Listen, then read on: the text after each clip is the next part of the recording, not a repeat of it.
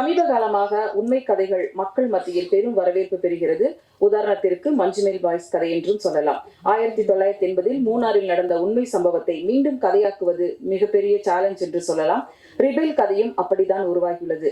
உலகத்தில் அநீதி கண்டு கோபமும் வெறுப்பும் கொண்டு நீ குமுறி எழுவாயானால் நாம் இருவரும் தோழர்களே என்கிறார் சே.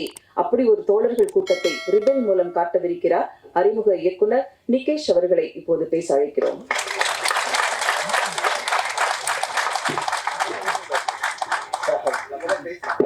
நிறைய ப்ரிப்பேர் பண்ணியிருந்தேன். அக்கா கொடுத்த இன்ட்ரோல எல்லாமே மறந்துச்சு.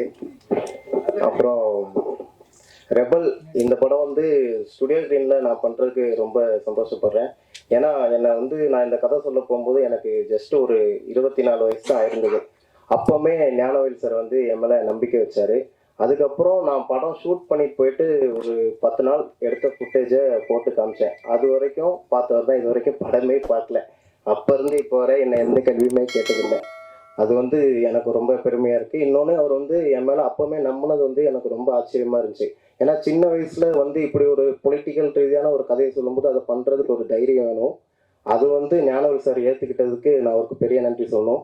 அதே மாதிரி தான் ஸ்டுடியோ கிரீன்ல இருக்கிற நேகா மேடம், அவங்க தான் இந்த படம் வந்து ஃப்ளோருக்கு போகிறதுக்கு எனக்கு ரொம்ப சப்போர்ட் பண்ணாங்க. அவங்க வந்து படம் முடிகிற வரைக்கும் ரொம்ப சப்போர்ட்டிவாக இருந்தாங்க. அவங்களுக்கு ரொம்ப நன்றி. அதுக்கப்புறம் தனஞ்சயன் சார், ஒரு விஷயமும் அவர்கிட்ட கேட்டு தான் அந்த படத்தவே பண்ணி முடிச்சிருக்கோம். போஸ்ட் ப்ரொடக்ஷன்லேருந்து எல்லாத்துலேயுமே ரொம்ப சப்போர்ட்டாக இருந்து இப்போ வரை கூட்டிகிட்டு போயிட்டுருக்காரு. அதுக்கு ரொம்ப நன்றி சார். அப்புறம் ஏஜி ராஜா சார் அப்படின்னு சொல்லிட்டு ஒரு லைன் ப்ரொடியூசர் இருக்கார் ஸ்டுடியோ கிரீன்ல. அவர் தான் டிசைடிங் அத்தாரிட்டி. 45 நாளில் நாங்கள் படம் முடிக்கிறோன்னா அதுக்கு முதல் காரணமே அவர் தான். எங்களுக்கு ப்ராப்பராக எல்லாமே அரேஞ்ச் பண்ணி கொடுத்துருக்காரு. ஸ்டுடியோ கிரீனில் இருக்கிற எல்லாருமே ஒரு ஃபேமிலி மாதிரி தான். இன்னொன்று என்னென்னா அங்கே படம் பண்ணுறதுல சின்ன வயசு டேரக்டர் நான் தான். ஸோ வந்து என்னை வந்து ரொம்ப பாசமாகவே பார்த்துப்பாங்க. எந்த கேள்வியுமே கேட்க மாட்டாங்க. அதுக்கு வந்து ஸ்டுடியோ கிரீனுக்கு நன்றி. அப்புறம் ஜிவி சார், இந்த கதையை வந்து ஏற்றுக்கிட்டு நடிக்கிறதுக்கு ஒரு பெரிய தைரியம் வேணும். ஆனால் இந்த கதையை கேட்டதுமே நான் பண்ணுறேன், ஒரு தமிழுக்கான படம் தான் நான் கண்டிப்பாக பண்ணுவேன் அப்படின்றத வந்து ஒரு ஏற்றுக்கிட்டு பண்ணதுக்கு ரொம்ப நன்றி சார். அவர் உள்ளே வந்ததுக்கப்புறம் தான் இந்த படம் வந்து இன்னும் ஒரு பாசிட்டிவ் வைப்போட போச்சு. அதுக்கு ரொம்ப தேங்க்யூ சார். அதுக்கப்புறம் மமிதா பைஜோ, மமிதா வந்து இந்த படத்தை வந்து அவங்க வந்து ஒரு மலையாளியாக பண்ணியிருக்காங்க.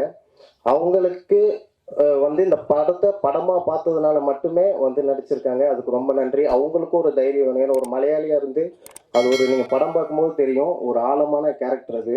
அதுக்கு ரொம்ப நன்றி மமிதா. அப்புறம் ரஞ்சித் அண்ணன், நான் ஃபஸ்ட்டு பூஜை போடும்போது சொல்லியிருந்தேன் அவர் ஒரு இன்ஸ்பிரேஷனு. இப்போ ஆடியோ லான்ச்சுக்கும் அவரே வந்திருக்காரு. ரொம்ப நன்றிண்ணா. அப்புறம் சக்தி சார் இந்த படத்தை ரிலீஸ் பண்ணுறாரு. இப்போ சமீபத்தில் வந்து அவங்க ரிலீஸ் பண்ண எல்லா படமுமே ஹிட்டாக இருக்குது. அதே மாதிரி இதுவும் ஹிட் ஆகும் அப்படின்னு நான் நம்புகிறேன். அதுக்கப்புறம் என்னோட டீம் அருண் ப்ரோ வந்து ஒரு பிரதர் மாதிரி. நான் என்ன நினைக்கிறேனோ அதை அப்படியே விஷுவலாக எடுத்து கொடுத்துருவாரு. ஒரு லவ்வர்ஸ் மாதிரி தான் இருப்போம். ஒரு வருஷமாக ட்ராவல் பண்ணிகிட்டு இருக்கோம். அவருக்கு ரொம்ப நன்றி. அப்புறம் எடிட்டர், அவரையும் ஒரு ரூமுக்குள்ளே பூட்டி அடைச்சி வச்சு தான் அந்த படத்தை பண்ணி முடிச்சுட்டு அதுக்கப்புறம் தான் நீங்கள் அப்புறம் கார்த்தி சார் படம் பண்ணிகிட்டு இருக்காரு. அதுக்கு போகணும்னு சொல்லி அனுப்பியிருக்கேன். அவருக்கு ரொம்ப நன்றி. மற்ற என் டீம்மேட்ஸ் எல்லாருக்குமே நன்றி.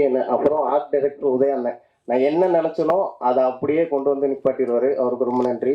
அதுக்கப்புறம் என்னோட அசிஸ்டன்ட் டைரக்டர் எல்லாருமே ரொம்ப கஷ்டப்பட்டு உழைச்சிருக்கோம். பார்த்துட்டு சொல்லுங்கள். தேங்க்யூ.